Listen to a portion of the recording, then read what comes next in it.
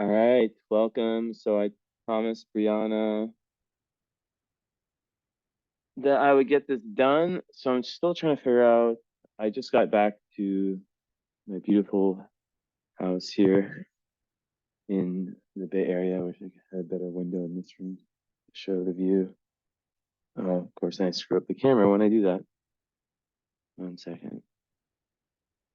I usually don't like working on desks for reading, more for writing for me, but you can't see anything, can you? Oh yeah, you can kind of see. Yeah. The Golden Gate Bridge is like the downstairs, and up there, the Golden Gate Bridge is there. You can't see it from down here, and that's Sausalito. And this is called Belvedere, and it is nice. So I found some time. Had the girlfriend visiting. I told them to stay away from me because I can't have anyone hear me when I do readings. I wish I wasn't that way, but I'm starting with a little monologue, I guess. Do I have everything I need? 1 second, I need to go double check something. But let me pull the chart up so I have it. Oh great, this chair. Oh, okay. Also, my eyes might look a little bit. I guess not so bad today. Yesterday, I did a reading. Woof. Okay, so let's get this started.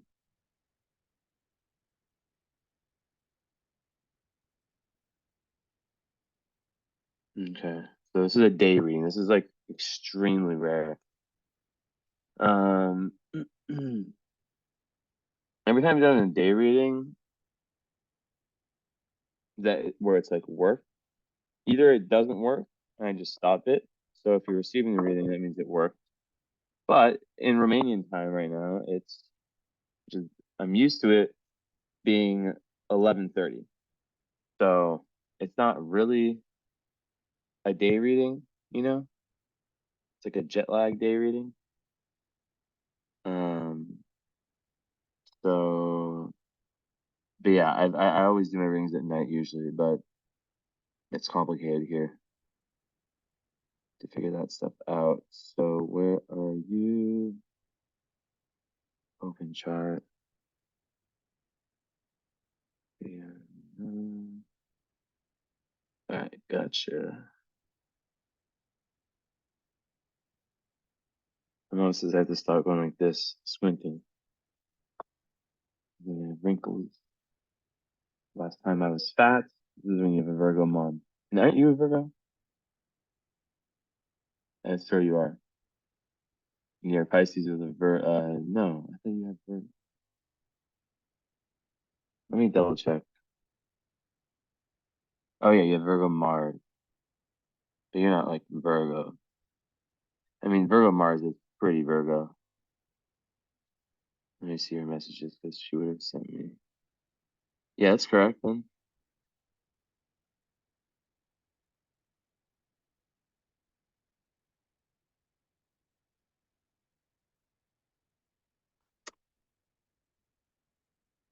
Okay, so that adds up.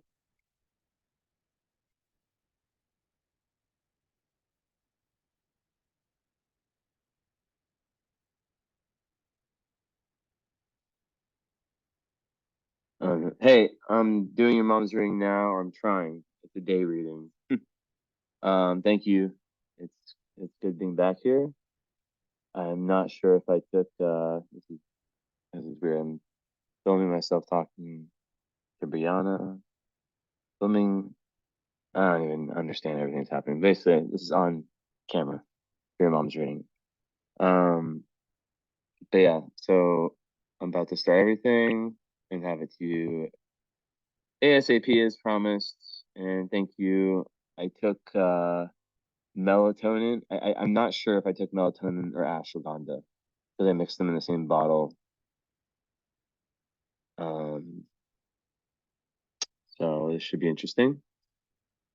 But yes, happy to be here and about to jump into this reading. And I'm definitely not reading the stuff you sent me because, I don't want to know about uh, anything about your mom before doing the reading. So I'll check it out after. And I'm afraid to listen to audio message too, because I fear it might be revealing about something that I want to get without any information being told. Okay, let's get down to business. So I like to share the screen. I go back and forth. So 23-degree Taurus and all that Pisces. 22-degree Cancer. So Cancer, Pisces, you got the water combo. Interesting. So, and then the Mars is aspected by Pluto. Oof. Means no square. Yeah.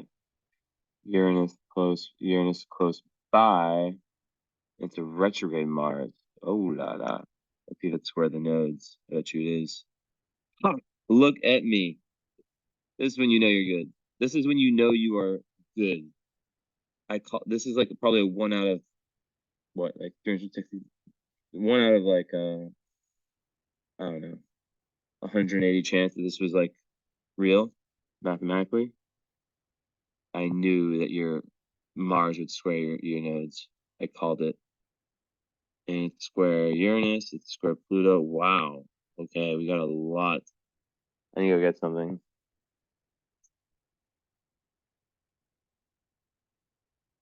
But basically, in short, all those planets in Pisces mix very well with the ascendant in Cancer. And I'm pretty sure you can still hear me.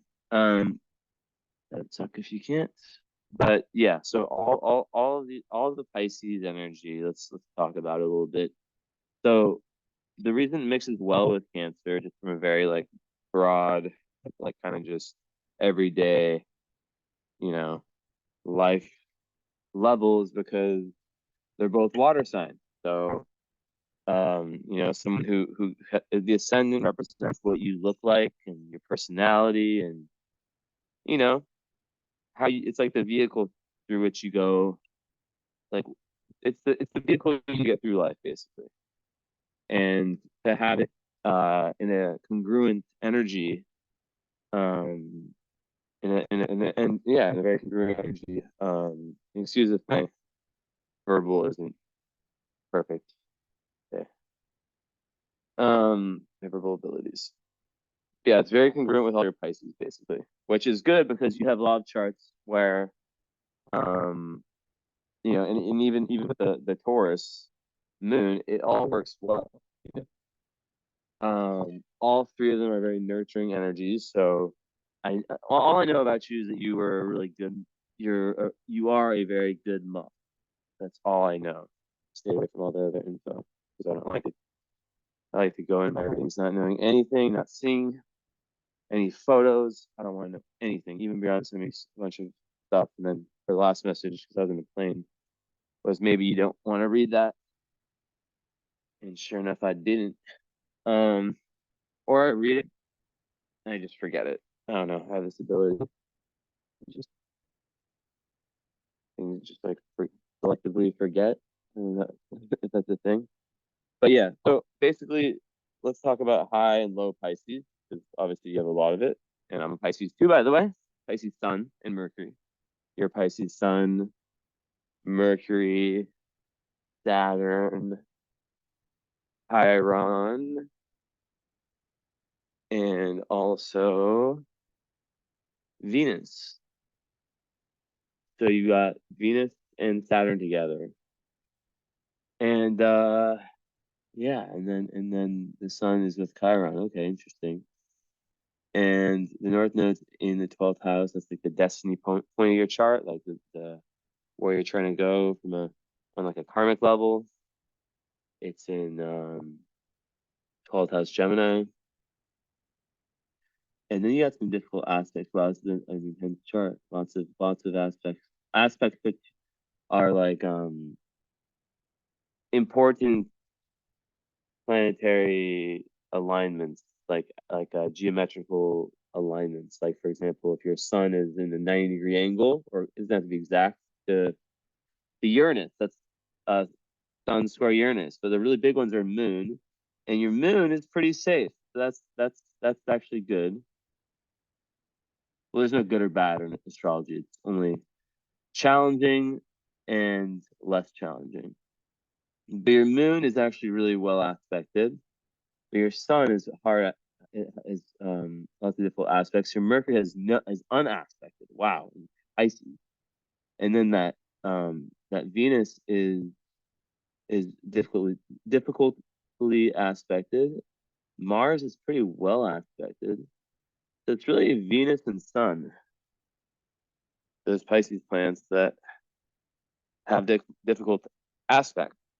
So that kind of paints the picture more of everything. So Moon in Taurus is one of the best. It's called a exalted moon, exalted placement of the moon, which in essence means that like if you had to say for astrologers that you know don't that want to say like the best, the worst, the best, the worst, they would say the best placement for the moon is Cancer and Taurus, right? So you having a Taurus moon, but then the thing with astrology is that everything gets tricky. You can have okay, but let's say you have a Taurus moon that's not badly aspected, but let's say someone else does. Let's say someone else has the same moon sign as you, but theirs the aspects are wild. So that's like the biggest thing is aspects to the moon, in my opinion. So when I see someone that has a Taurus moon without any bad aspects to it, I'm like, okay, they probably are relatively happy people, cheerful people, optimistic, or you could say able to meet their emotional needs. Is another way of saying it? Taurus moon, it just makes someone practical. Like they just they're just chill. My dad has a Taurus moon, and I have several friends with them, and they definitely like to eat. They definitely like anything to do with like the five senses, like the easy life. Like they're very good at just chilling, which sounds like a bad thing if you think of it like that, like because it sounds lazy, which Pisces can also be very lazy. But a lot of people a lot of signs, a lot of energy have a lot of difficulty with like relaxing, with just chilling. Um, you know, so Taurus, that's actually it's very, very good for that. Question is, yeah, like is it so good that's at the detriment to where, so how does Pisces and Taurus get together? Well, they're two signs, or they are two signs away, so they are sextiling, meaning that they have a very good relationship, just two energies.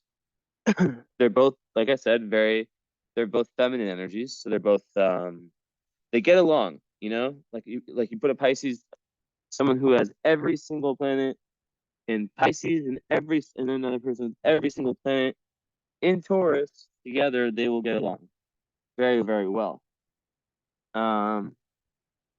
Yeah, it's a sextile. When two signs are two or four away, that their relationship is good. When it's 3 or 6, which is opposite, 6 is opposite, it's not so good. But it's not like I said, it's not that it's bad. It's bad. And from an evolutionary astrology perspective, people, it's kind of complex, but like it's not bad karma um to have one of these placements at all. It means it could actually mean that like you're dealing with you're an advanced soul and you're dealing with a lot of tough karma if it's a really difficult chart. But it could also, yeah, it could also mean the other could also, yeah, it could totally mean that someone has karmic debts that they're, repaying from like a consistent cycle of being a piece of shit. Yeah, that's true. Excuse my language. I remember your Brianna's last name was Miss, but I don't even know the last name. Is it Leon? Is it Leon? Or is that just Instagram one? I don't like to guess things. Um, but yeah. So basically, let's talk about, yeah. So Pisces, the age of Pisces are the ones that we all share. Pisces, we all, yeah, no matter, like Pisces is a very interesting energy because um no two are ever the same. Like I'm a Pisces sun, or no two Pisces suns are ever the same because it's the last sign. So it's it's a blending of all 12 other signs, or all 11 other signs. So basically, you as a Pisces take more from, in my opinion at least, you take more from your moon sign, your Mars, your other energies. Um, so like for myself, I'm as an example, I have a lot of fire and air, like Aquarius and Sag and Leo. So I'm more like that. But then it's Pisces is so interesting. I'm like, I feel like write a book or an article or something about like where I actually understand this because they're very complex. So it's like it kind of has to do with like the illumination, the like Pisces are like there's like they're nothing, but then they're everything in a weird sense, right? So it's like there's no, like I just said, there's no two things that unify two different Pisces, right? And at the same time, there are traits and there are lots of qualities that every Pisces person with Pisces in the chart, at least to a distinguished enough level, have in common, right? So those are, but it really really depends with Pisces on how it's manifested. Because the low vibe, and I wrote an article. I don't know if you're on Instagram or not, but if you are, it's at Jesse Innocent Astro. And if you scroll back not too long, you'll find an article. You don't even have to have an Instagram, but you might like to read it because it's basically called uh, Pisces, a low vibe and a high vibe. I I describe,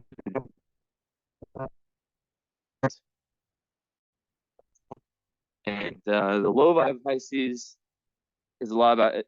Either way, there's escapism, right? Because it's the last sign. It's Neptune ruled. It's about a different reality. So Pisces, they're the dreamers. They're the creative ones, the sensitive ones. They come into this world and like, honestly, everything isn't good enough, right? But then having a Taurus moon, so they're idealists, right, from the get go. But then having a Taurus moon actually does make everything good enough because Taurus moons are very, very happy with what is. Come on, Kiko, come on. Taurus moons are very, very happy with what is. Um, so it's a little bit tricky to nail this one down. I'm sorry, I need some water.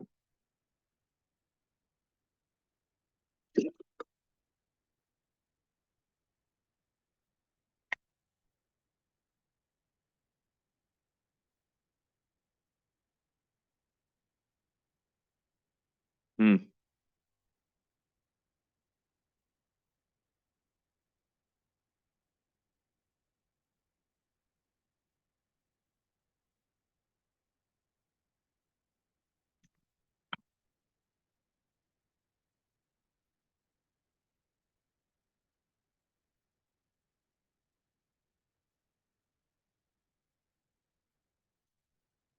One second, I'm trying to swallow a pill. Ugh, so gross.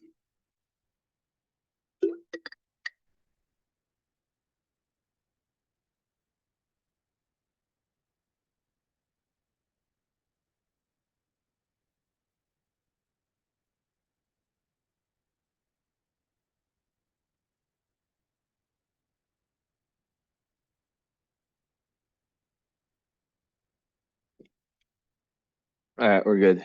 Um, so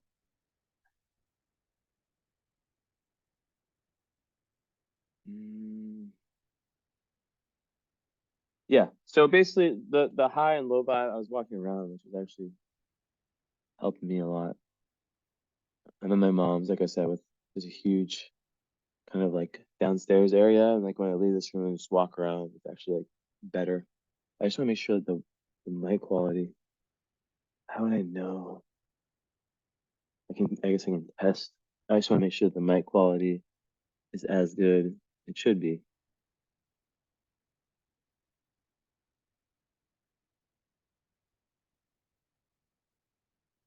Hello, hello, hello. Test, test, test, test, test, test, test, test, test, test. Shit. Okay, well, we'll just stay in here. Still repeating everything I say. Hopefully, um, I was in the other room. Hopefully it made sense. Or hopefully the sound wasn't horrible. But yeah, anyways, back to what I was sharing right here. Yeah, so no two places are ever the same. There's the low and the high vibe. The low vibe being, yeah, a lot about escapism. Um, a lot about wanting this reality. So there's this thing, this theme within you that exists where it's like the realist, right?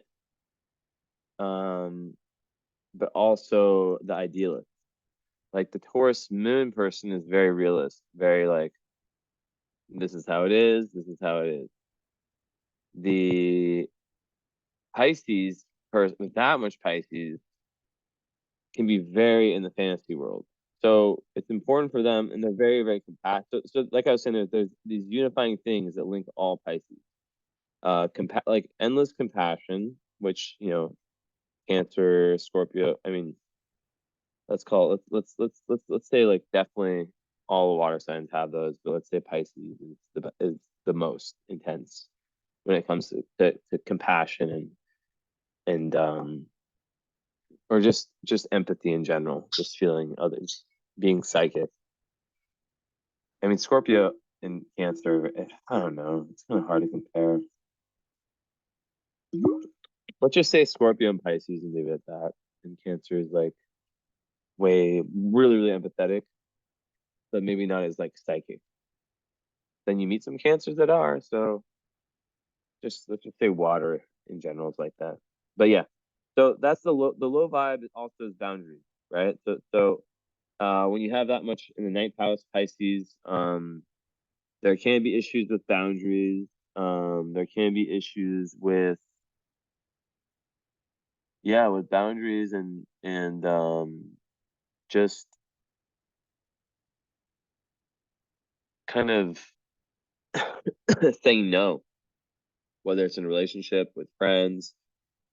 And because there's a nice aspect, Mercury and the ascendant, and your Mercury and my Mercury are the exact same, by the way. So you're gonna understand every Mercury is how you speak, how you communicate, how you understand. So you'll understand everything I say like perfectly. Um, it'll have like a great connection. It's really good. It's what you want when you're doing astrology reading.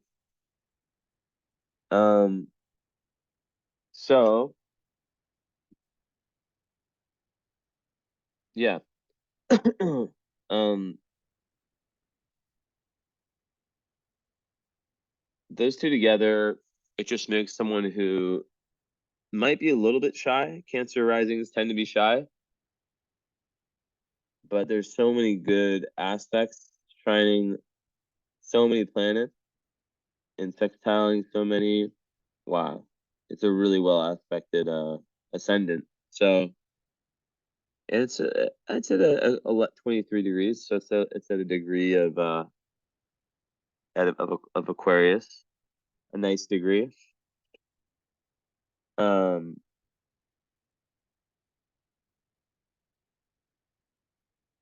so I don't think there. I think that there's definitely this mother energy to you, even when you're younger, and nurturer, but also very very similar to me, very adventurous, but also homey. You know, and there's also this real ability to enjoy the arts. Um, this like real deep sensitivity, maybe even for creating the arts and for having a lot of inspiration. I'll put my face on a little bit, go back and forth. Yeah, just like a lot of, for having like lots of inspiration. Um, I definitely see that. Now, where you're trying, interesting. So this usually I get the opposite. So I'm a karmic astrologer, so I just have these crystals. This is mine, my mom's. I don't know what the energy of this one is, but I know this one is the most powerful. Even the dogs were like pretending I can actually feel anything. But with this one, I legit can, really, really can. And then I took this one. Yeah, I don't know. Anyways, whatever. It looks cool, and it's supposed to be for helping for these types of things. So I'm just gonna have it here. Um, yeah. So trying to be a Gemini 12th house. Wow, North Node. So North Node, light is way too much. It's way better. Yeah, the North Node is all about the mountains never climbed in past lives. And when it's in the 12th house, you are someone who is trying to, oh God, that's such an interesting combo. And then there's all those squares, so that really complicates it. Did I bring that? Oh, the video's not on, really? Okay, let's just share.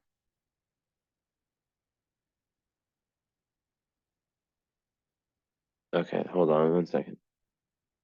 I need to go get something.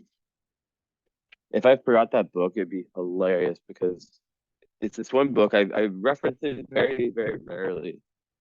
Like if I ever reference a book, it's like, of course, this would be the one time I did not bring it. I thought I saw it.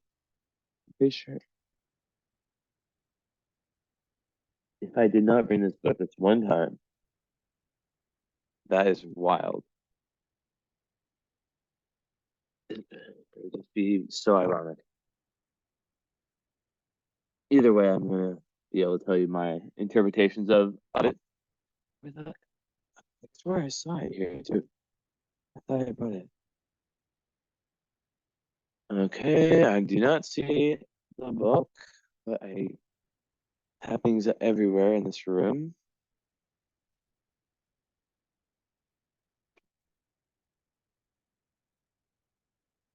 Um, Gotta be here. Gotta be here. So I only brought this book. Very, very interesting. It was right underneath and down here. No, nope, nope, nope. Not looking like it's here. But either way, um, as I continue to search,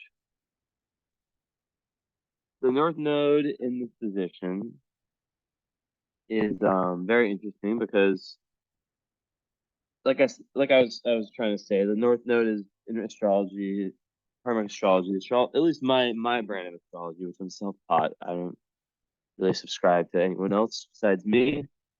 Um, it's extremely important. It's like, it's maybe it's up there with as most important part of the entire chart.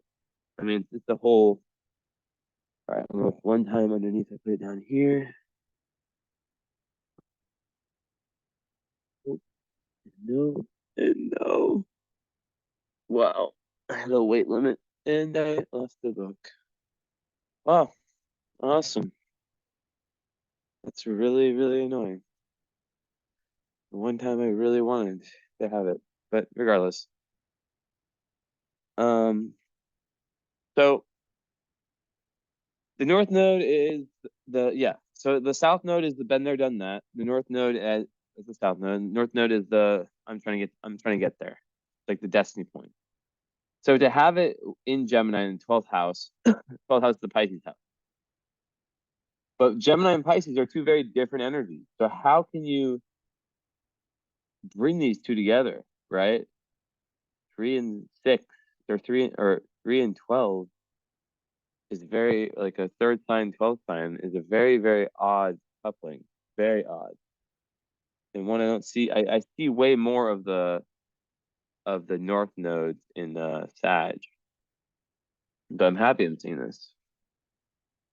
But basically, you know, it would sort of say that you need to really be open-minded to spirituality. 12th house North Node, there's a big spiritual impetus for whoever has that. They definitely need to, you definitely need to take risks in that area. And I like the instant thought I have is like bringing Gemini is very day by day. It's like very earthly. It's not very like, obviously Brown is a Gemini and she's super spiritual, but generally the energy itself is it's not known for being like this really like I don't like there are lots of spiritual Geminis and they're very creative. Let's not say that. But it's not known as being this super, it's not a very empathetic sign like on its own. Um so in the 12th house, which is like the house of like the collective unconscious and of enlightenment and you know it's really about seeing oneself as part of the greater whole, which when we look at your Mars and Virgo with Pluto on it, retrograde, square nodes, this is a huge clue. So,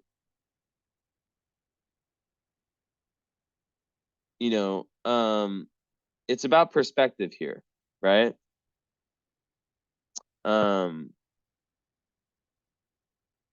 like basically, there's a big part of this is the whole mind over matter thing. Um, and really, really transform any, preoccupations you have that aren't for your greater good into some like really like it's all about spiritual unity, and in Gemini, is Mercury doing the same thing? Sun is Sun, Mars, Uranus. Ooh, Uranus, Pluto,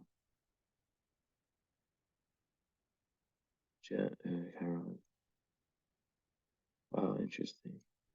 So it's really Sun and Venus, which are the hard aspected ones too. So right off the bat, um, there is this energy. So we have squares here. Oh, it's not showing it. With Saturn, within 1 degree, or excuse me, with Mars within 1 degree, Pluto, that's a little bit further. I mean, it's still 4 degrees, it's very close. Or really like 3.5. And then Uranus, that's more like 6, 5.75. So all those. And then from the Pisces side, you have the sun, like really close. Chiron exact. And then if you want to call it Mercury, kind of ish, meh. 9 degrees, kind of far. So basically,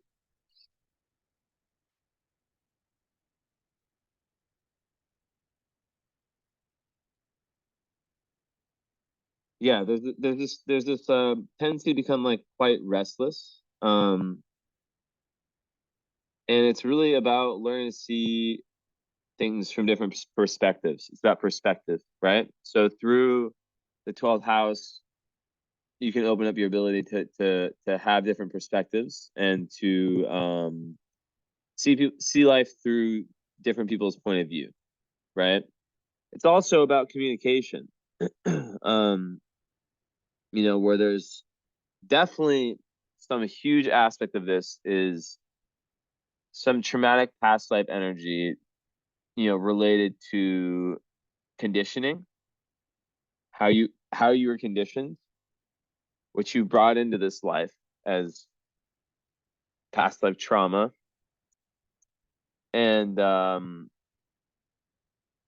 I think a lot of it has to do because we're looking at the axes of 3 and 9 and of 6 and 12. So, when we really think about those two, which is like Sag, Gemini, Sag, Pisces, Virgo, it's like finding truth. So that's like the first part, is that's been cut off from you. You can imagine yourself in a past life, maybe even with your own father in this life, potentially. Um, Not necessarily like him, but just a larger than life force, you could say. Really, like it made it so you weren't able to develop yourself enough, right? Your authentic self. You have to like abide by rules, and you were a lot different. You were a lot.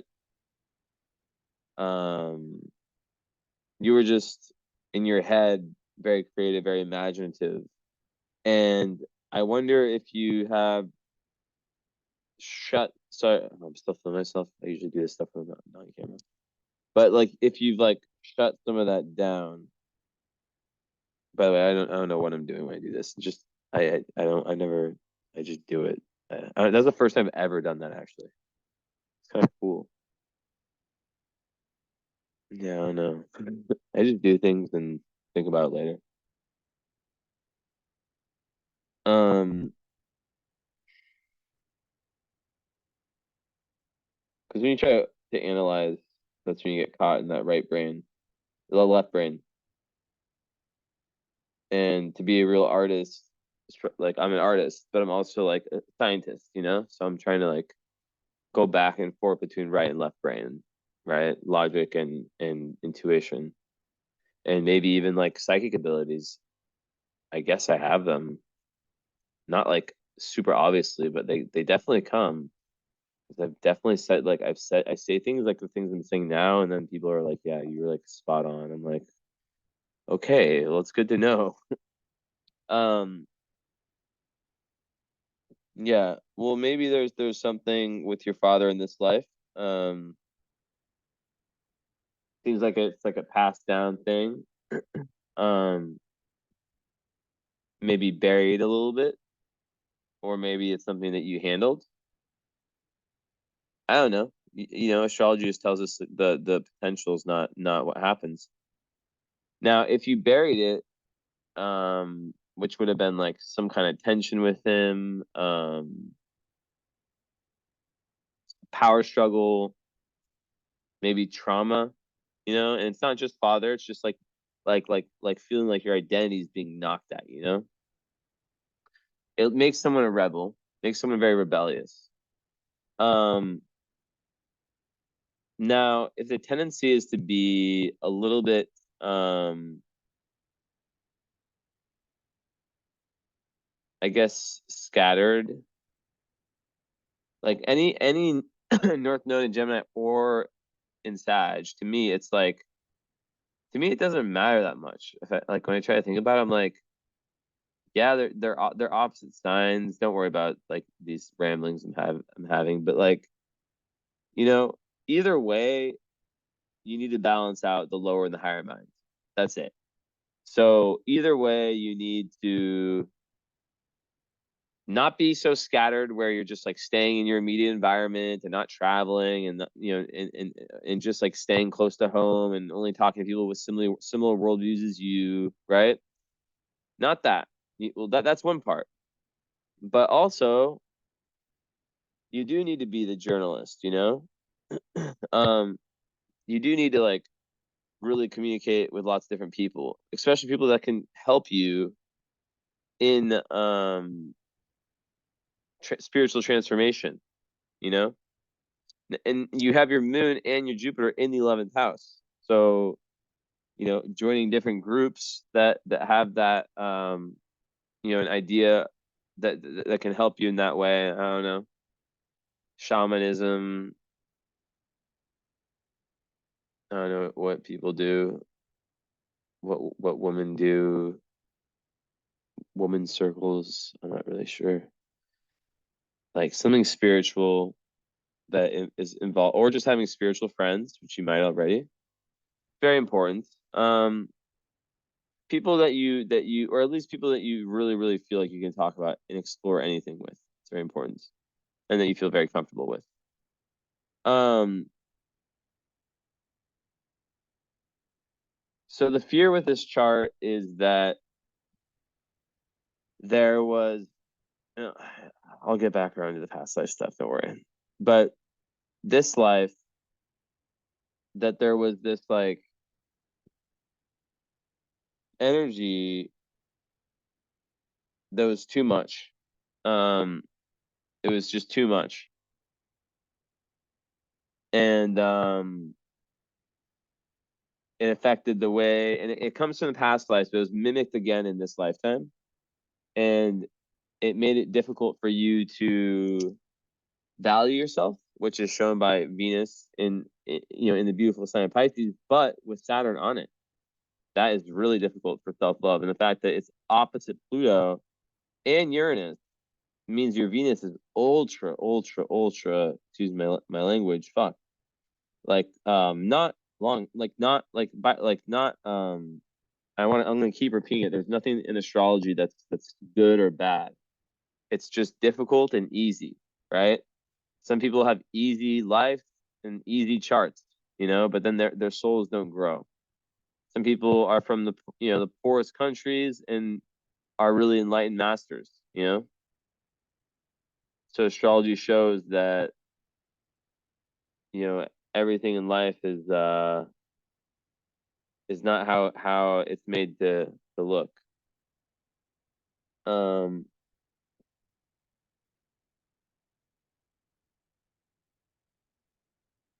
so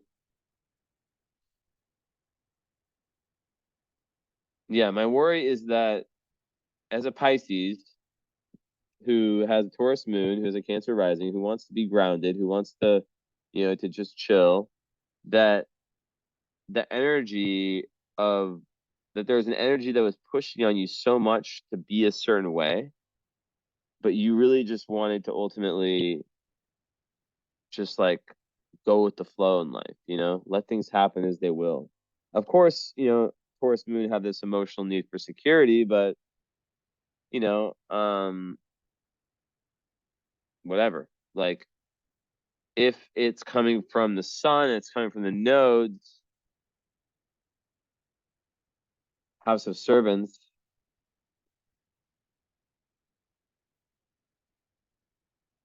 Yeah, I mean, it just strikes me as an energy when you combine the South Node and Sag and the house 6th house and Virgo, those two together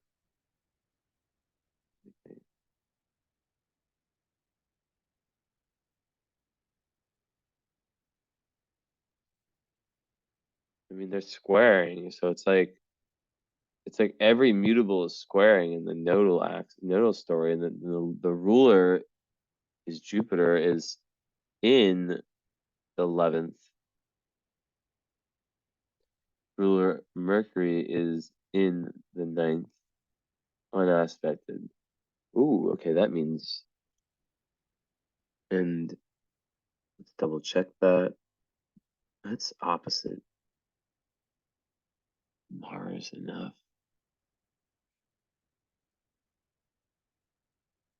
Mm,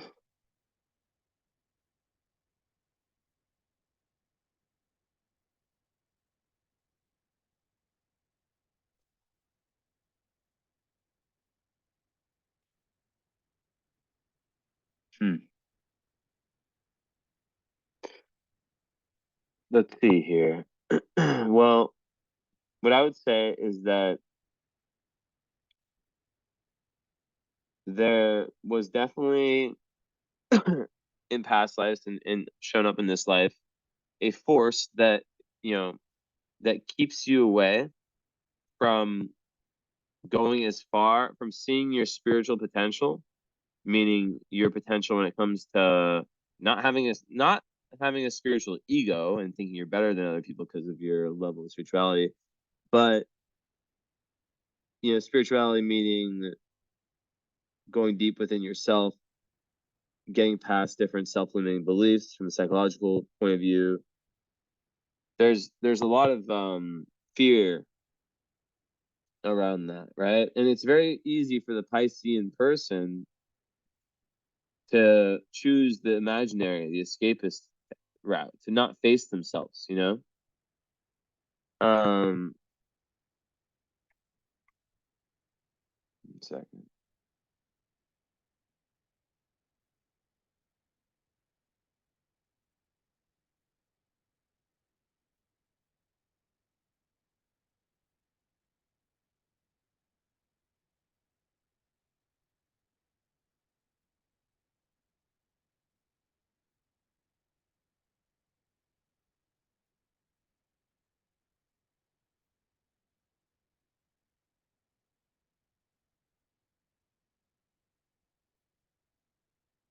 Hmm.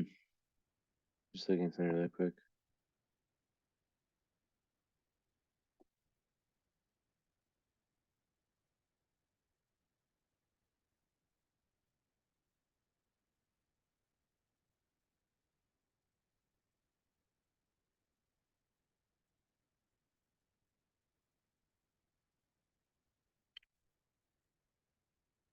Yeah, so I think that the issue um is that it can lead that my camera stick filled.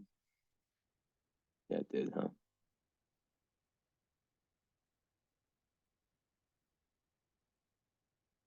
Let's share the screen anyways.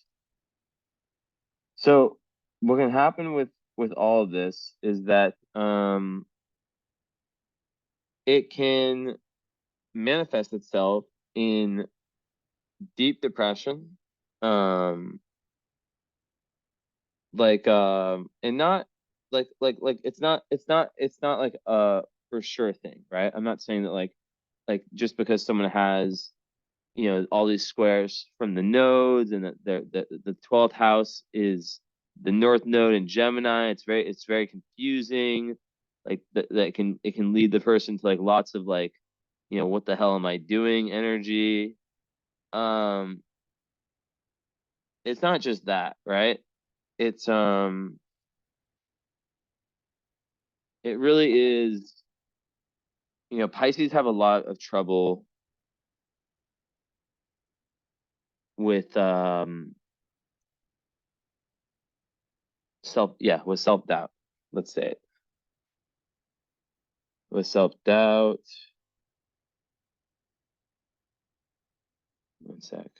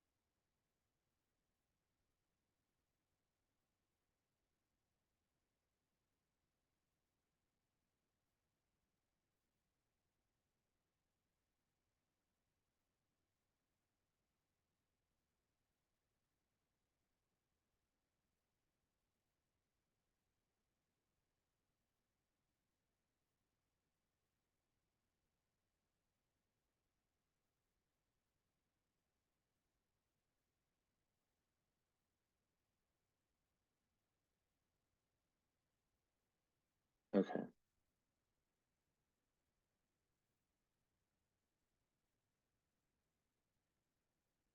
Got it. Okay.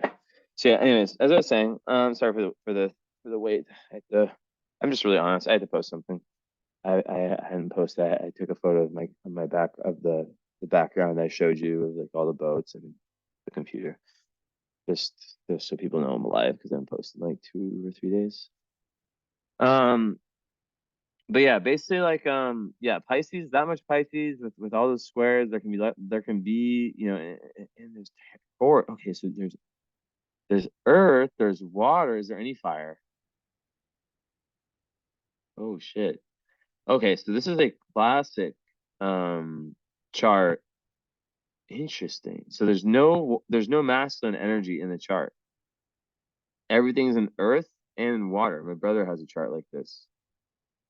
Um, okay, I see. And apps zero air. Like really, really. I mean, well, no. I mean, yeah, zero air, zero air. The fire is. See, the interesting thing is that the fire and the air are the south node and north node, which aren't planets. They're just like um based on the apogee of the moon. But basically, what that means, that really makes it hard for someone to find motivation. Um, and when you have all those squares and they can be really okay. Now it makes sense. I should have looked at that earlier. So Mars retrograde in Virgo, Mars in Virgo natally retrograde, which I think 8% and 7% of the population has Mars retrograde with Pluto on it, and then you have Venus with Saturn on it. And it's all opposing each other. It's like a battle. You see, it's like this. Is it showing? It's like these versus these. Pisces versus Virgo. So it's like, how do you balance that out? Well, it's actually okay. If astrologers could watch this reading, they would be like, "This is crazy what you're doing." Look at this. So this is balanced out through this balance. Please don't try to understand this unless you understand astrology. But like, basically, it's not that complex.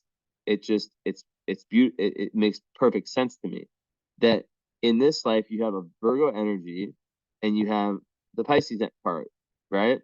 Pisces energy. You have more Pisces energy. Regardless, each house, the 12th house, right? It's an area of life, and it's the 12th. It goes in order: Aries, first house; second house, Taurus; third house, Gemini; blah blah blah, all the way to the last sign, Pisces. And this is Virgo. So they're opposite signs. It's called an axis. There's 6 axes. So this axis is clearly being targeted. It's clearly like just very, very like just boom, like massive, it's very important. So that is about and with having no fire and no air, it's really about meaning and deep spirituality. But then there's this issue of powerlessness, of feeling like you're like you can't do it, like you just can't do it, third chakra work that's needed, right? Like you're born in 65. Yeah, like having some kind of creative or like a physical outlet would be, even like my mom, she's born like literally I think the year after you, right? Or am I crazy? Or is she born? Let me think. No, she's born like 10 years before you. Let me think. I'm stupid. I'm very stupid right now. I'm jet lagged. Blame it on jet lag. Usually my math is extremely fast. Okay, let me actually think. Okay, five. Okay, yeah. No, my mom's born in 56. My dad's born around your year. Anyways, so yeah, because she was Pluto and Leo. Yeah. So yeah. Okay. So yeah. Doing yeah. Fine. Like. Well, it was around. that age that my mom took up tennis and she's loved it. I don't know if you have a physical outlet, but it's very important to do that or something that empowers you, on a physical level. It's very important. Um, because yeah, when you lack fire and air in your chart, life can be it can be there can be lots of difficulty with finding passions, with sticking to things. I'm not really sticking to things, but like you can just feel you can feel almost like it can feel like you're just watching everyone else just succeed and like doing their life purpose and this, that, and the third, and you're just sitting back and like, what about me? Like where's mine? Um, and yeah, like Pisces can be there can be like the low vibe can have a big victim mentality, right? So I told you about the escapism. Well, there's also, there's the potential to be a victim. I'm a victim to my life, to these circumstances, to blah blah blah, this, that, and the third. But then when you have no fire and no air, you feel like that's usually the energy that is dynamic, But the beauty of it is that you can go get that energy. Now, how do you, if I'm telling you that your chart it's asking for something very specific, right? It's asking for you to step away. First of all, step one is to step away from worldly expectations. By the way, I would be reading this chart the same to you at your daughter's age, at my age, at any age besides like, if you're a kid or a teenager. Um, so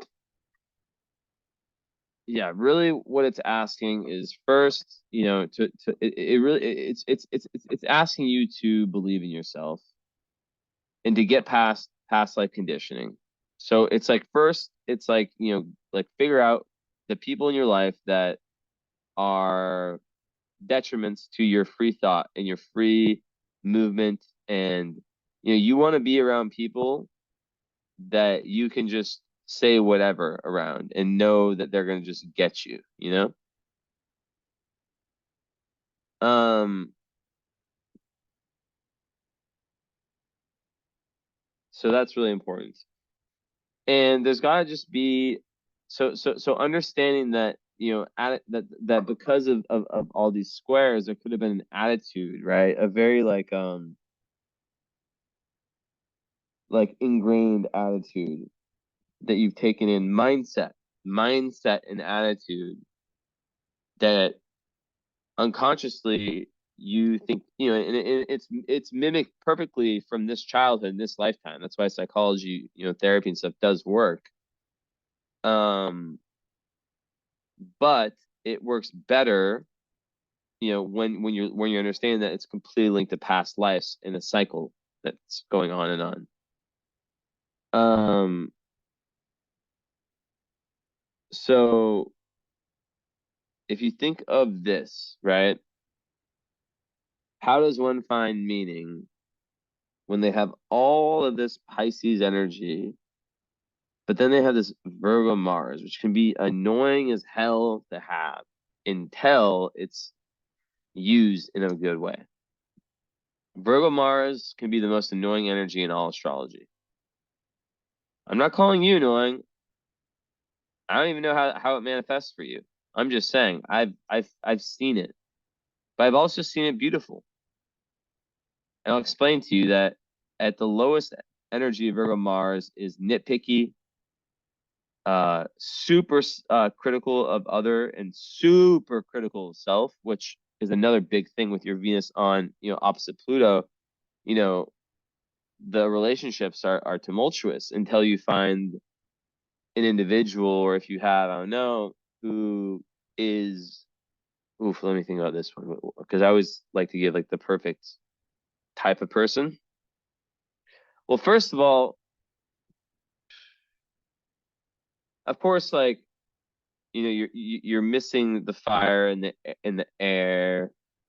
Um, but still, I think that like someone that I think it'd be important for them to to have some water in their chart. And, in the ascendant moon, sun, Venus, Mars, Mercury. That's like the big six. It'd be important for them to have some water in there. Some Scorpio, Cancer, Pisces. Um, a little bit of fire slash air, a little bit of fire, but not like too much, like nothing nothing like, because it's very easy for like someone this much Pisces to, and with these aspects from the South Node, from the nodes with the Cancer rising, like they want to settle down. So it's like,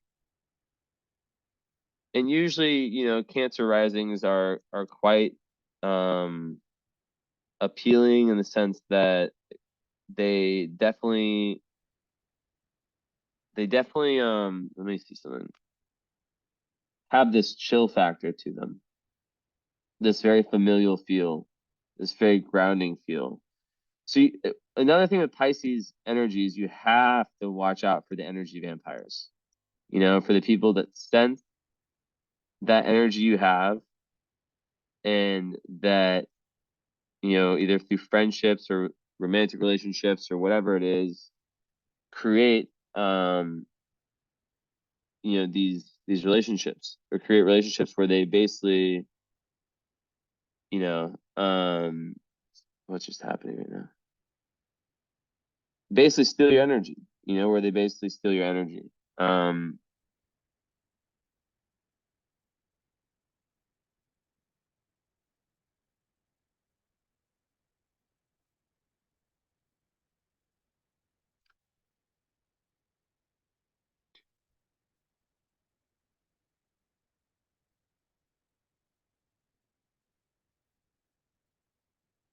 mm, mm,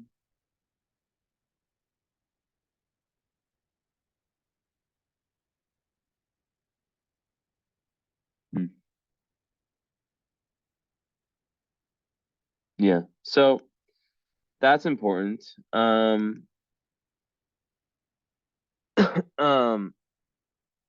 then with Juno in Capricorn, you'd want someone who has some ground, who definitely has some grounding to them, who can provide security on, financial level.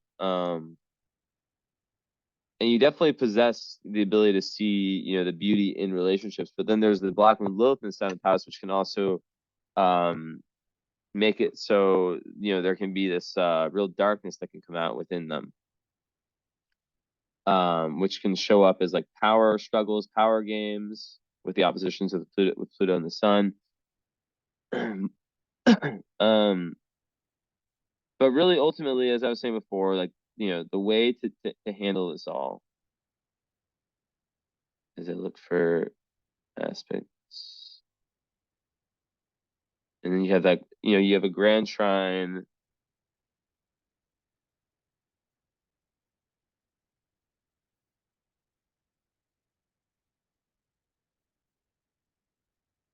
It's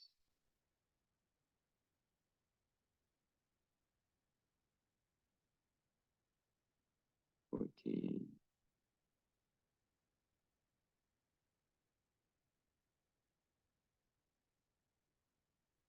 Wow, is that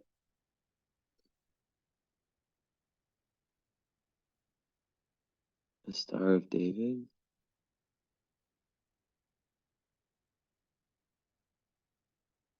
I think so. Hold on. But do you count the descendant? That is the question. One second, you look something up on my phone.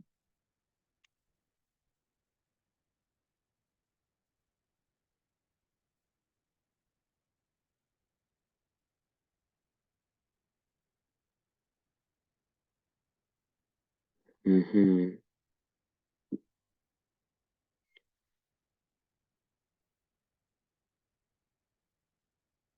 It says three oppositions within two grand trines. What? So,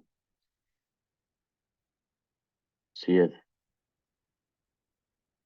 two grand trines. So we're counting this as an obvious one. The water grand trine is very obvious. Duh.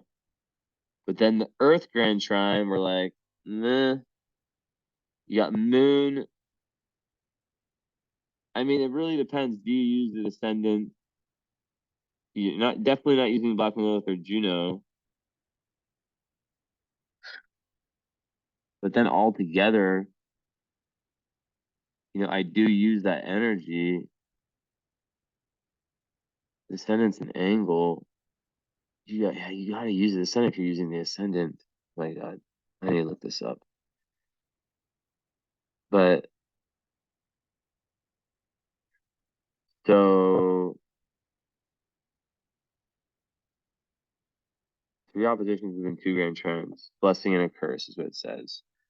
So let's just say that we have the two grand trines here. And in terms of my battery. In terms of oppositions, we definitely have more than three. We've got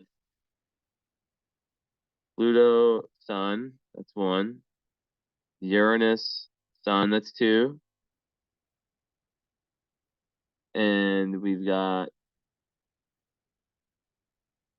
Mars, Sun, that's three.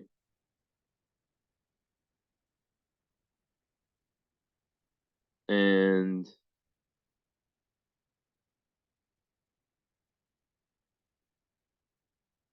even Venus, Pluto, and Venus. Yeah, so I'm pretty sure I need to go get my computer. I'm pretty sure you have a Star of David. Jeez. I'm not even like doing aspect patterns, but I just saw it. It looked like a Star of David. So it is one. I get my charger. If you don't hear me very well, I apologize. Okay.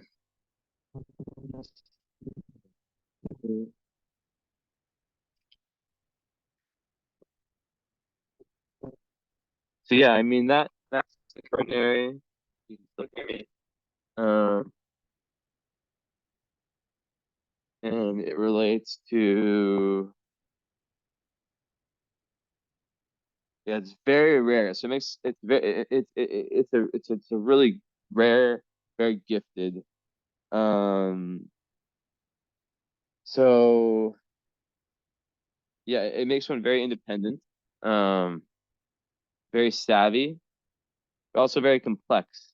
Um, typically, but you have to also realize, like, what energies are what signs, what energies are in this aspect pattern. Well, there's already issues with some of the ones we brought up, but on its own, it's like the quote said, it says, if a man does not work passionately, even furiously, at being the best in the world at what he or she does, he or she fails his slash her talent, his slash her destiny, and his slash her God. Damn. Um, so yeah. Practical, gift independent, not needing relationships to complete themselves, although Pisces can be very codependent. Remember that.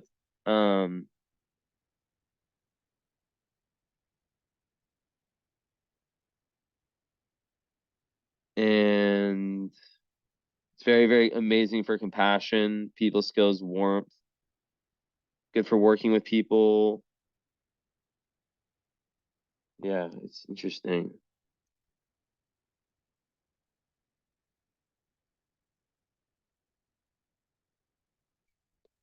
In 1 second.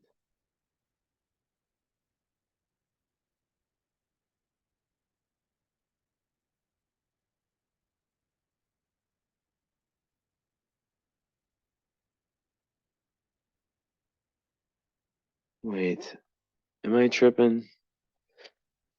This thing is really.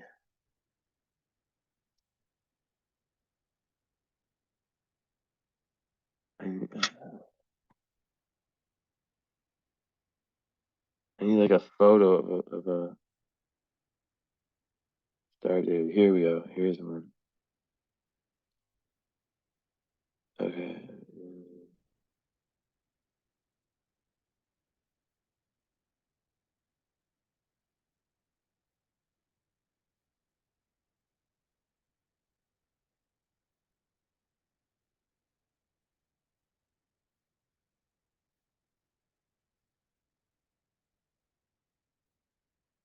Venus, Neptune, Mars.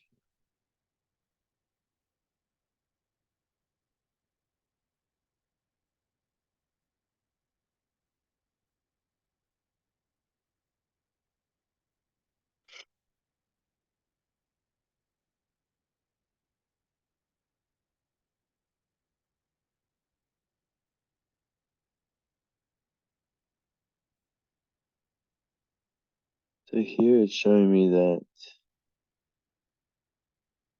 So this is a grand trine because it has.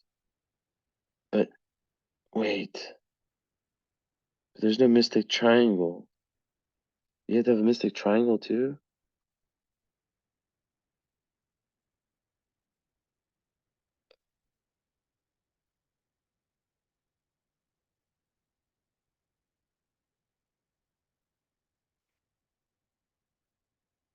How can I not find any information about this?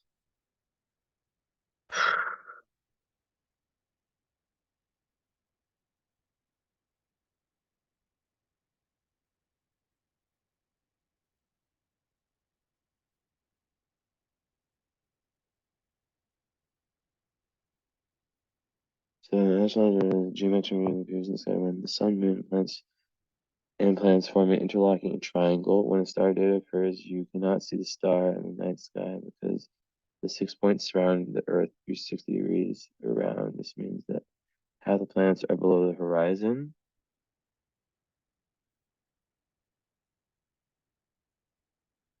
Also, some of the planets in our system. Okay, can someone give me a freaking Star of David astrology aspect? Do people just not know?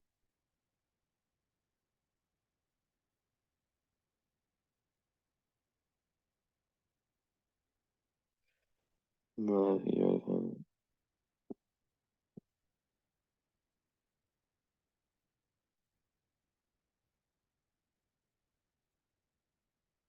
oh, okay.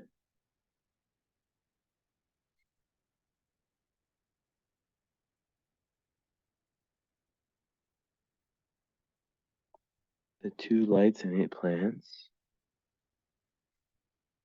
Okay.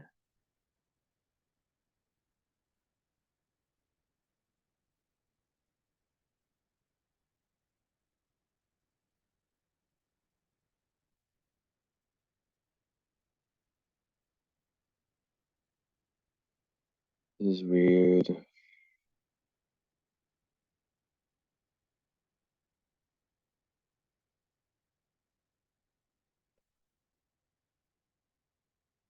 Oh.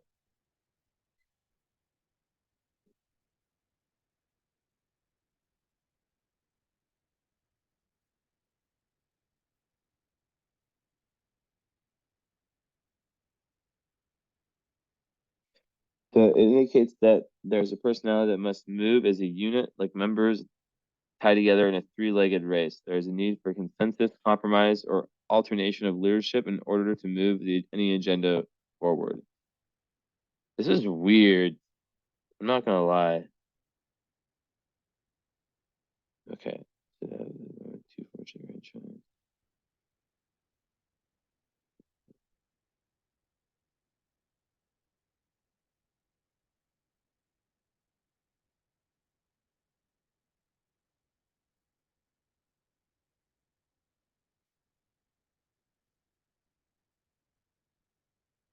So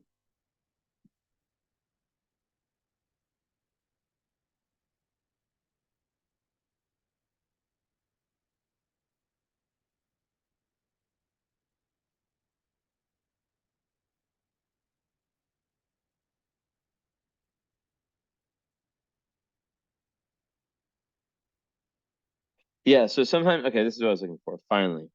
So we realize that while the grand trine implies a talent, so there's definitely major talent, it can be a lazy aspect. An individual with such a pattern may not do a great deal with it unless a large spur is applied to the backside in some manner. It's like having $1 million in gold buried in the backyard, being too lazy to go dig it up.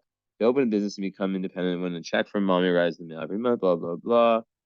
It takes some other or outside stress to force an individual to get some of the gold and put it to work, and then only as much is used as it is necessary to cope with the current emergency. Blah blah blah. The owner simply can't be bothered with doing more than he or she has to. Okay, which means that the sextiles get created between, yeah,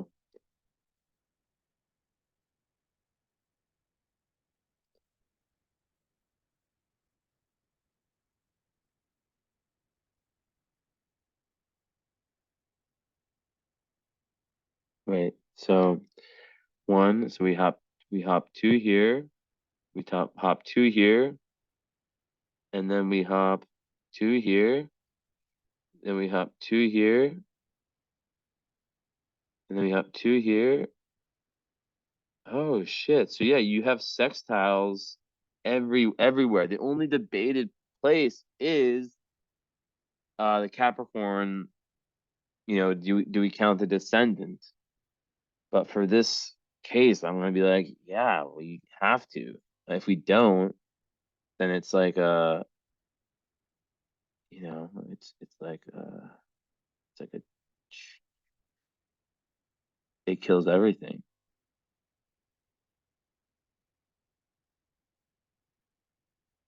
So basically we get it. How it connects. It gives a great talent, and it's very rare. I've never seen one of these. And you can even see the aspect, what it looks like, right? You see it like the Earth one, like, if you want to start at Jupiter, 21, like that, like, here to 19, and then the descendant 23, and then it crosses again. So that's the Earth one, and then the water one, 23. Any of these ones you can choose, 18 or 16. Let's go Sun, or no, let's go 27, Mercury. Well, in the 19, Neptune, so we'd probably go with Sun. So Sun, Ascendant, Neptune for the water, and then you have these oppositions. So that leads me to the grand big thing of this chart, is that this is all about low Virgo, high Virgo, low Pisces, high Pisces. And it's all about balancing that, and then also about, like, the thing I said about learning about the higher and lower mind. So what does this all mean? It means that, when someone has that much, like, natural talent, if you want to call it that, that they might be there can be some complacency. And Pisces sometimes, yeah, like I said, they can have difficulty finding what they're meant to do in this world. Now, for you with Gemini in 12th house, I would think they would have to be, it would, like, they're, it's something related to communicating, finding your voice in a way that's also opening up your spirituality, right? So being able to communicate with, other people about topics that you're maybe naturally interested in, um, but just not looking at, um, and you might have a really natural gift in these areas. It's just like with the nodes, with the Sun, Venus, squaring the nodes, like love and self-esteem in this life and in last life, like, it's difficult, right? Um, it's almost like Saturn, like after 30, your life would have gotten a lot better, for sure. Like a lot better. But still, having Saturn conjunct Sun and Venus, it's kind of a downer, isn't it? Right? Where it's like it can make the Pisces like almost more Capricornian in a sense, almost more traditional. Um, so it's like, how do you allow that to work with the more magical side of Pisces, right? That's the question. So it's all about letting go. It's all about complete surrender, and it's all about just with the Sag in Gemini energy, right? The South Node, the been there, done that in past lives. The North Node, trying to get there. Mountain never climbed past lives, which is like asking you to try a bunch of new things. Um, Sun opposite Taurus is so difficult, and like Sun opposite Pluto, I mean, and Sun opposite Uranus, just such a like you'd be a very rebellious person, um, but also ingenious in your own way. And an unaspected 27-degree Pisces Mercury, you might have, and then Chiron's also there, so there's definitely some spiritual wounds, but you could also be like a spiritual healer. But first, you have to get past the spiritual wounds. And when it comes to communication, Mercury and Pisces unaspected is, oof, super. Like there's potential for incredible intuition and just knowing things, right? So yeah, like leaning into that is very, very paramount. Um, and who you surround yourself with is very, very important. Pluto opposite Venus can create a level of self-hate, honestly. Um, it really takes a lot of work. And the best way, like I said, it's going out, trying a bunch of stuff, being the butterfly that's, that and once you do find those things, whatever they might be, I don't know, like not being the person who just starts this, starts this, starts this, starts this, starts this, starts that, starts this, starts that. And then this is the thing with Mars and Virgo on its own, is that there is that potential for allowing the little anxieties of every day. A lot of people with Mars and Virgo have, and that Pisces, they can have anxiety disorders. Not like you for sure have one, but they definitely can be overthinkers, right? Especially retrograde, it means that you either like overacted or underacted in a past life. And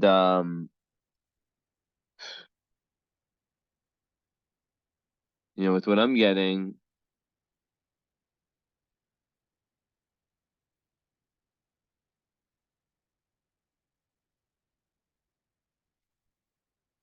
mm,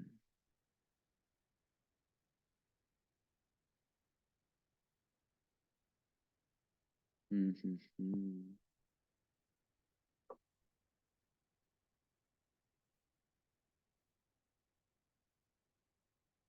One second.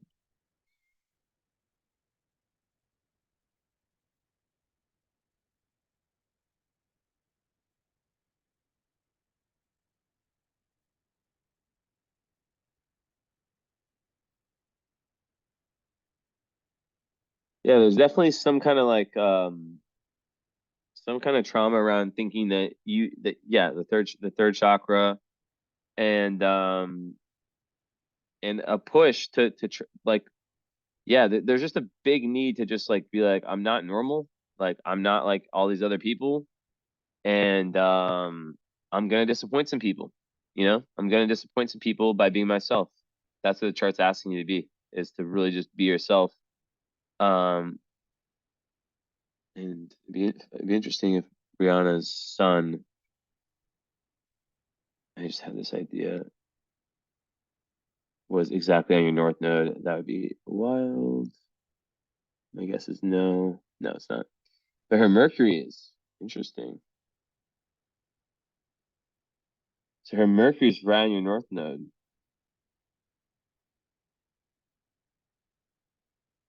So I would listen to her. Um, I mean, I don't know what you have going on at all. I know nothing about you. But her Mercury, which is like the way she thinks, her ideas, way of talking, is it's connected to your highest potential purpose. So there's something weird with your my Mercury being exactly your Mercury, and then your daughter's Mercury being exactly your North Node. There's something with your Mercury, but like unaspected, Pisces Mercury, at 27 degrees can be literally like just like completely the connection with the other side. It can be very psychic, but there can be fears where you're so psychic that you're afraid of yourself, of your abilities. Big potential. So yeah, and then self-love being difficult, being something that has to be worked on, and just that emotional need for being grounded and for stability, but not having it, too much of it.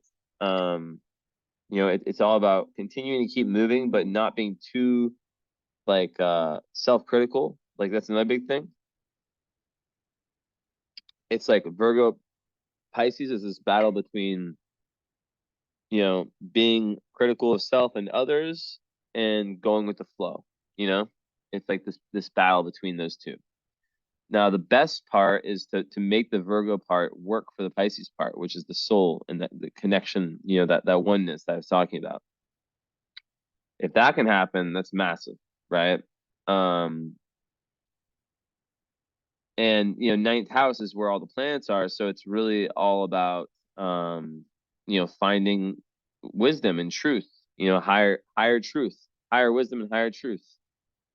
um and the moon in the 11th with Jupiter is about finding the right people to do that with. Ultra creative fifth house, Neptune, someone who can create through their intuition, lots of really good energy for writing. But like, you just have to like know that Mars and Virgo, like I said, can be it basically is kind of saying that in past lives, the way you were conditioned, the way that you thought, and the way that you acted, right, um, got in the way of you. It made you too in the here and now, right? It made you too like imagine that person who's like worried about this today, about that tomorrow, and this, like there's always something you can be worried about, right? There's always like, oh, how did that thing that meeting, I ran into this, that guy at the grocery market, like, I feel like I came off this way. I don't know, like there can be a different thought each day, and then the next day it's like, oh, like this person at my job, and like every single day, someone can kind of like there can be something that can mess with one's head, so it's about allowing yourself to let go and just accept whatever those things are. And yeah, it's very, very spiritual. It's about kind of finding God in that way of just self-acceptance, but also not like being, like allowing yourself, like really pushing yourself too. Like Pisces, sometimes there's too much of a, oh, it's all good, like God's got me, that kind of mentality where it's like, no, you have to go after this shit. Like what you want, or it's not gonna like like you have the best chart, but it's not like you don't want to like waste like you know karma. You know what I mean? You want to, midheaven where it is, you want to be someone who's working independently most likely. And yeah, I mean, like as long as is in your life you're getting away from the daily anxieties, and also like the squares with Sag, with the mind, with the real learning of truth, with the Virgo and the Pisces. It's making me think that like the lower of Pisces, which would be more about like escapism and not looking at things, refusing to look at reality, um right, like kind of like stuck in the delusions. Um, what else? Self-victimization, depression, like and sadness can be a very Piscean thing, feeling bad for yourself. So and Virgo is more about like the mental anxiety, right? So just how those two potential energies can be uplifted to where Virgo becomes earth magic, right? And then to opposite sign Pisces becomes cosmic magic. Into where you find self-compassion, in the little things you might do that you notice that no one else notices, but you think, a lot of people with Mars and Virgo, they think everyone's like noticing their like the little small things that they do that aren't perfect. But like everyone literally is only thinking about themselves, you know? Like it's literally like no one, maybe if you wear like a penguin suit through an airport and start like quacking, people look at you. Oh, I just got cold for like 3 seconds, and then they're back on their phones. Like no one cares, you know. Um, so yeah, it's just like not allowing other people's opinions to get to you and to get to you and your learning. Just because someone else thinks something isn't true doesn't mean that isn't true for you and that you can't go investigate that. And I think this life is a lot about that investigation and that integration of lower and higher mind. Lower mind, the journalist energy of going out into the world and finding these things, and the higher mind is about connecting these concepts together, right? Like you went and you found this, that, and this. You had all these conversations, not too much to where it's like, like pushing things away.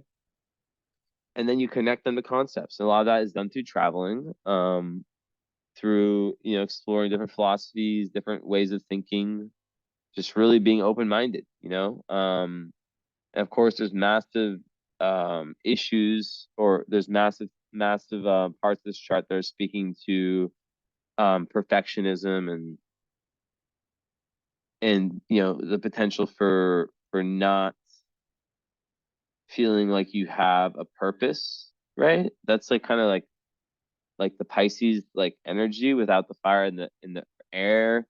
um it can feel a little bit like that. It can feel a little bit, yeah, like a little bit like it lacks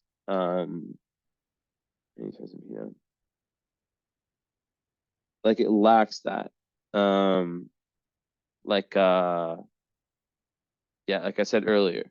So yeah, just how you look at things ultimately dictates how they become. So just doing things like meditation is very, very important for someone that much Pisces. Travel if you're able to.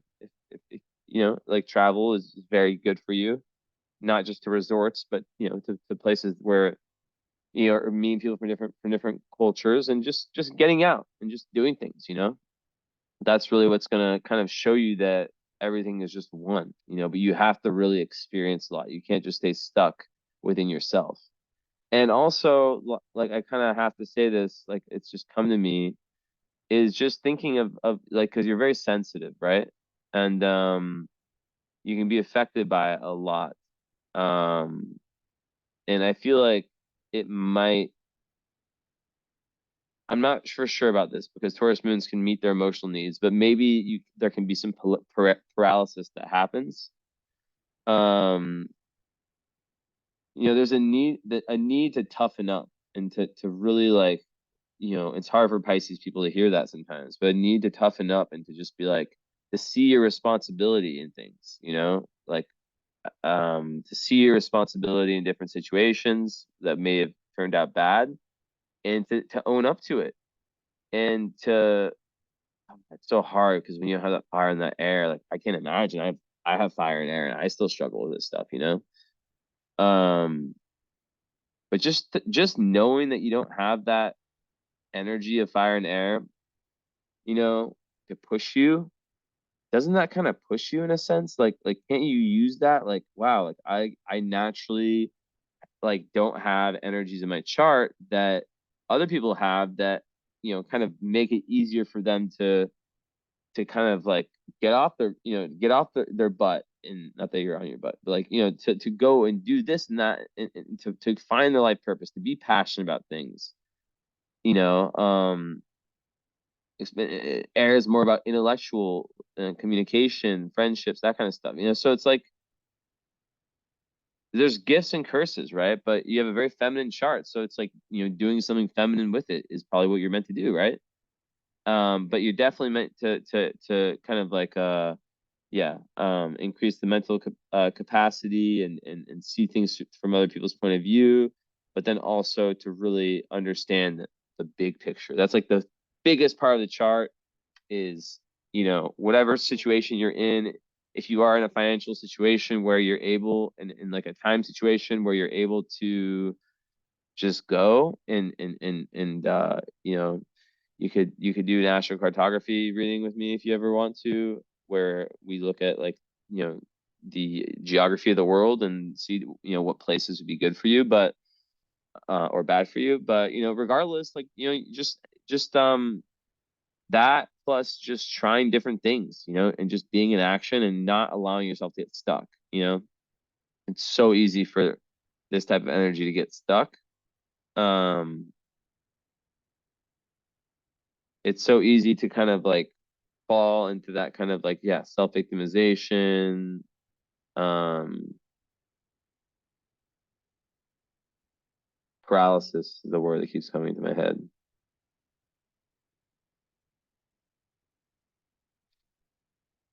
Let me think, or like, let my brain do whatever it does. Hold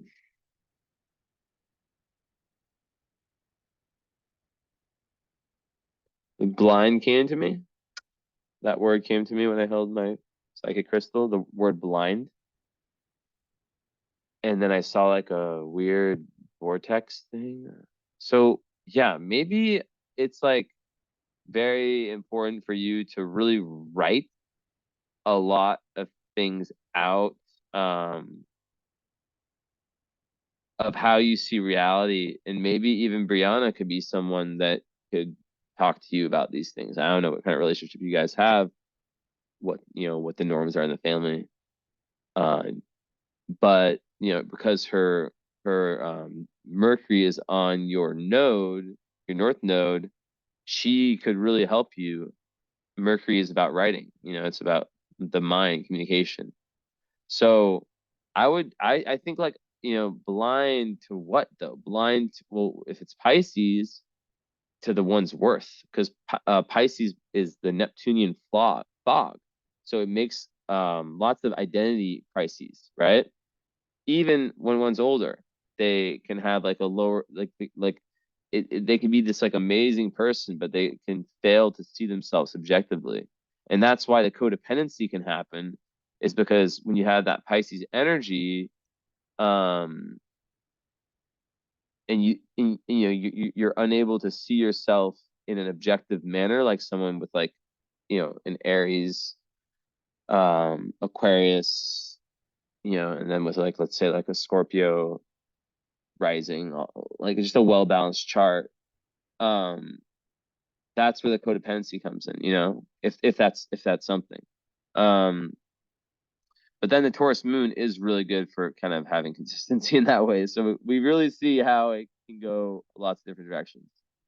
Um, but yeah, definitely like making a list of like self-limiting beliefs, of introjects you have, like meditating on it. Adding meditation to your daily life is very important if you don't do that already. Um, and just like being okay with like asking people for help. Like if you need Brianna to, or someone like Brianna in your life to help you with anything. I don't know where you're at. You might be like above, like super high spiritually. I have no idea. I literally don't know. But you do have the 11th house moon, which usually represents like a lot of the emotional, like it's later in life that a lot of the emotional, main goal, you could say, and luck comes. Jupiter, with Jupiter there. So yeah, I mean, it could have been like, if it was, with all the oppositions were all difficult, those actually set you up for having this resilience, and this ability to kind of get through the hardships. So yeah, I think it all makes sense to me. Finding, finding that fire in that air, you know, putting yourself in different situations, communicating. Even if you are someone who likes to have deeper conversations, still, you know, learning from different people like myself, then someone that does something else, someone that does something else, someone that does this, that, just reading books and learning. Of course, you got to watch out as a Pisces also, because Pisces can get fooled. It's a sign of self-deception and also deception. So you really do have to watch out. So yeah. And just so you know, I'm starting to tell like people in my readings that I do this, but I never advertise it ever. I do astrological based counseling. I have 2 master's degrees in that field. So I know those are really, really interesting. And it's just weird because a lot of my clients are people who have a lot of Pisces. And it usually is around identity, purpose, like the clients I get for that, right? Which it's usually around that. Like most of what I do is astrology. But I do that, and I have 2 openings for counseling. Yeah, around 2, 1 or 2. Yeah. So just letting you know that you can let me know if interested. But overall, yeah, just working on those things. Leaning on that Taurus solidity, and whatever makes you happy is the key to, like, and whatever piques your interest, you gotta just dive deeper and deeper and deeper, but don't allow yourself, and find, like, write down what is the voice in your head, and have 2 pieces of paper, be like introjects, or like, no, what's the better name? One that represents the introjects and the self-limiting beliefs, and the low Brianna would understand this, the low Mars and Virgo energy, and the low Pisces energy. I don't even know. You might be like a perfect human who's like a spiritual like teacher, and I'm like saying this. I am a very like realist when it comes to my readings, right? So like I don't sugarcoat shit. Like I just say what I see. That's it. I mean, you like the Pisces is very magical. Like ninth house Pisces, all that. It's just that Saturn's there, so it kind of screws it in. But then you have Chiron on your sun, so you are meant to be a healer, but you have to get past this stuff first. You know, it's right on there. Chiron on your sun. Chiron is a wounded healer, right? And you may have been rejected for your beliefs when you were younger, right? Which kind of, in past lives also, right? Rejected for your beliefs. So there's lots of difficulty like gaining your own sense of individuality, which is the identity crisis. But you can really, really feel other people's pain and grief and all that.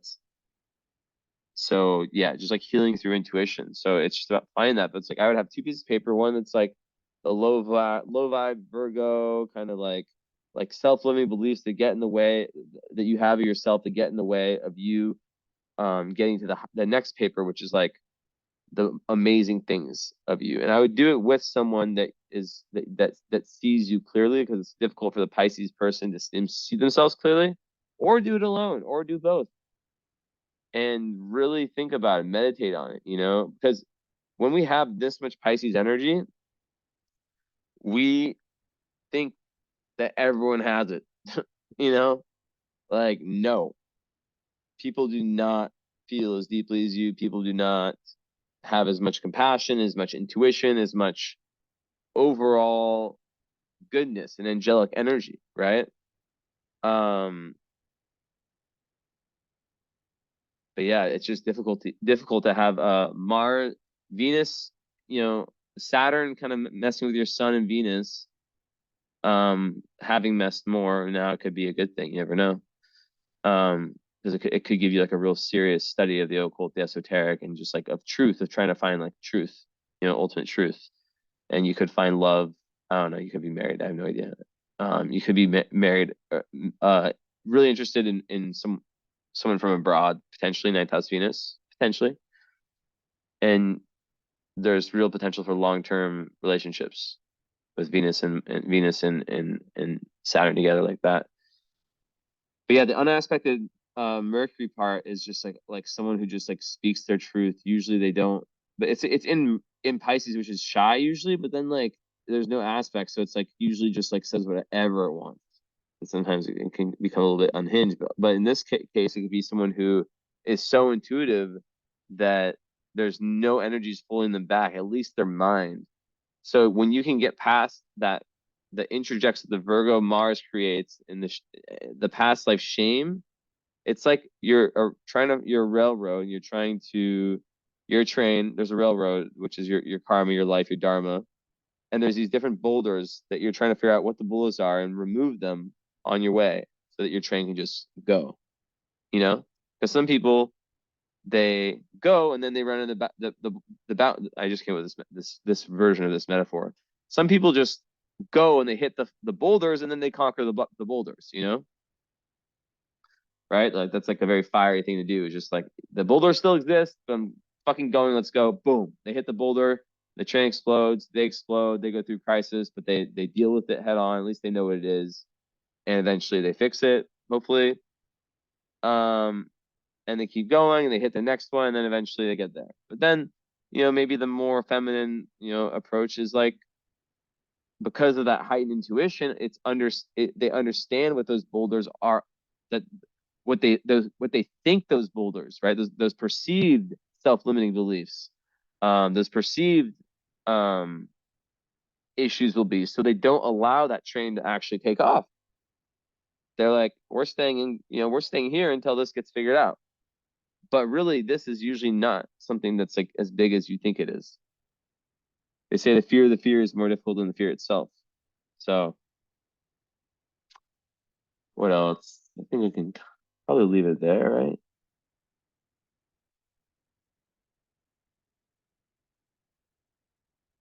My first day reading is so long.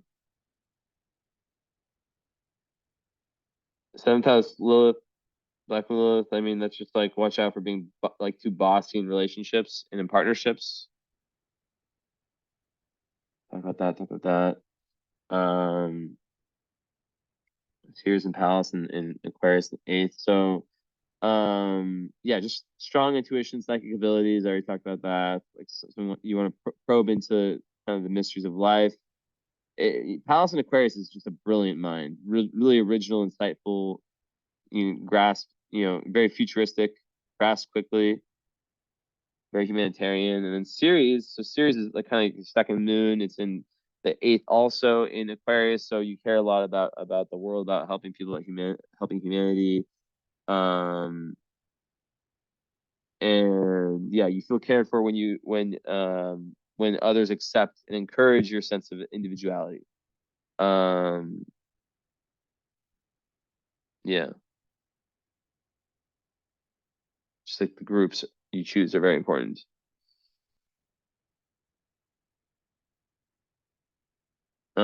And then the eighth house is the wrinkle thing. Yeah, that's just about like feeling very like nourished and at peace when you go into the more intense emotions and the esoteric, the occult, and the metaphysical areas of life. So also Ceres in the eighth can be someone who cares for dying people. It's definitely a potential. 1 second. I'll share the screen again.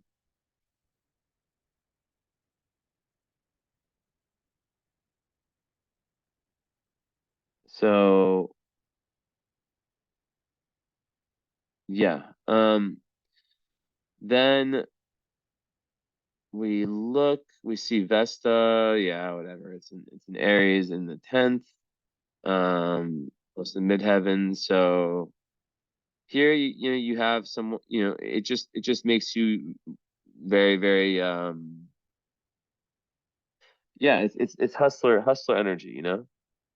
Hustler energy, someone who is entrepreneurial, who wants to do things their own way, who works, who wants to do things that they like doing in a way that they like doing them, but like who wouldn't really want to have that boss kind of staying over their shoulder telling them do this, do that, do this, do that. Because there's lots of past life with that there, you know? You're trying to really transcend. Like in this life, you're really trying to transcend a lot of things, but you can't transcend until you do all the work, you know? Some people try to transcend. It's like they're like, oh, I can just do this, like hop over this, hop over. It's like I can hop over the train track, and then they go backwards. But you know, you really have to go through it. Um, so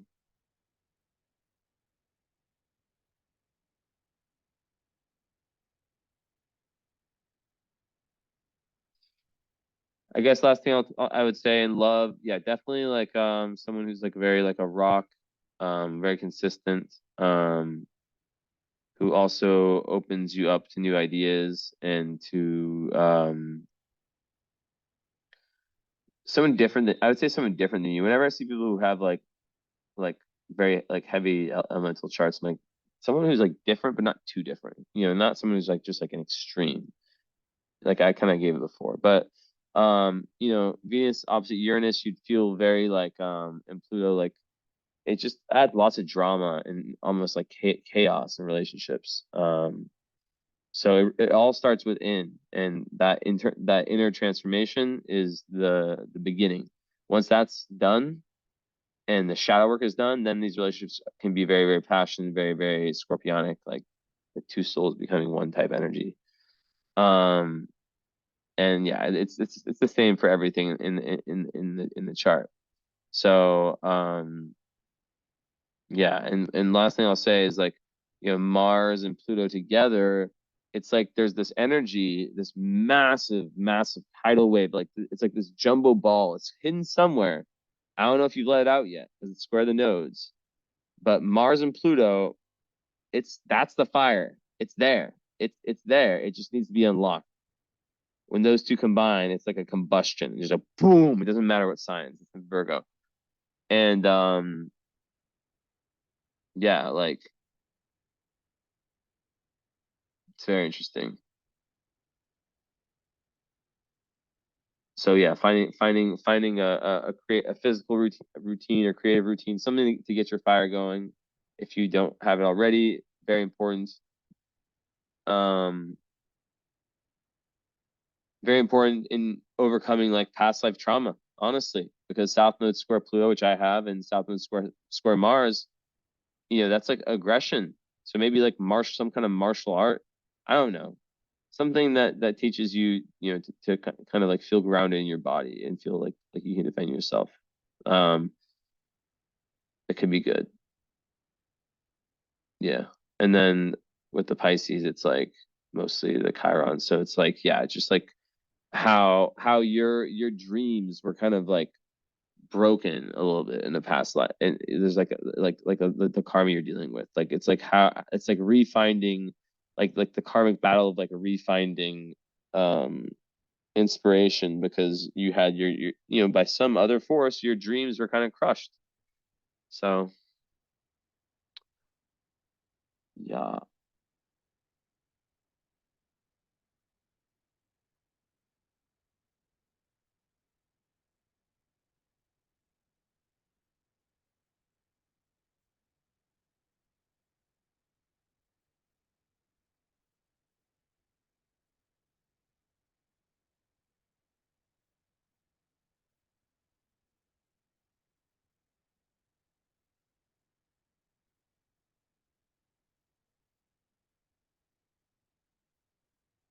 Okay.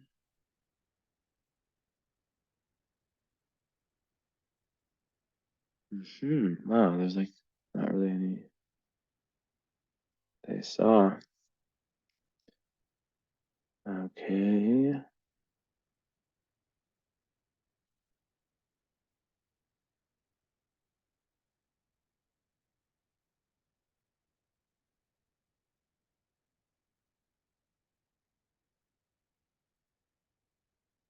I did see Hamal. How close is it though?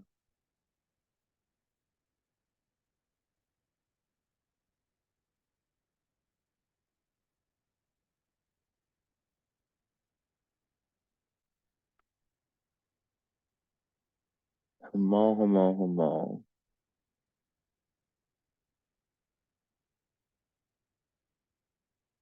So yeah, when Moon is with Hamal, it's about lot. It's slow success, but there's a need for patience, right? And it does make one patient, and someone who's able to achieve slow success through hard work. Um, but there's also trouble through love affairs. Um, although it is favorable in respect to marriage itself. Yeah,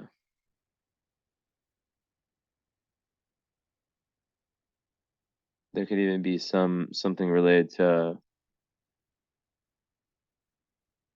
Let me see 1 second.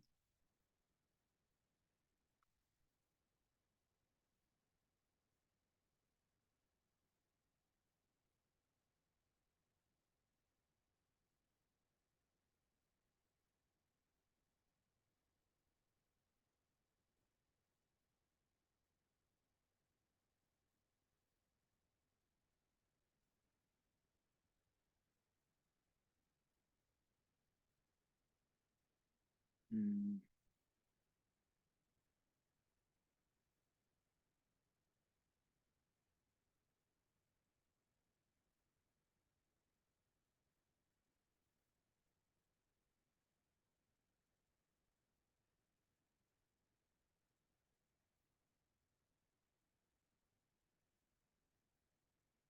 Let me see what it's saying. Vitality device. Mars, Mars is heading together. Mars and Mars. Yeah, so it does create kind of like a headstrong energy also, but good for leadership. So yeah, cool. Well, thank you. Happy I could get this done. Merry Christmas. And I'll get this uploaded. This is a very rare day reading done by me. I never do these. I still don't know if I took ashwagandha or melatonin. Pretty sure it's ashwagandha. Anyways, yeah, that was definitely ashwagandha. Because yeah, yeah, for sure. I think. Anyways, thank you so much. Let me know. I'm sure Brianna will tell you about the follow up, and if you want to add the, like, just like what usually happens with me is the follow. Well, you already have a follow up session. It's the follow up, and people usually add the current astrology, which the follow up. It's a live reading, a live session that we have that Brianna already paid for. Um, then if you want to add the current astrology for 250, usually it's 350, but yeah, for 250, and it becomes like a 3 hour live reading where we're on Zoom and we're talking about everything, and your natal chart first hour, and then 2 and 3, sometimes a little bit more about just what's going on now, but also it's always connecting to the main themes. And I just try to, in that session, just help sort that human out the best I can. But yeah, I go into like all the different predictive astrology, understanding the astrology of the now. Like this reading will never change. It's the same, stays the same forever. The other one will, the current astrology is changing every year. So thank you, and I'll talk to you later. All right.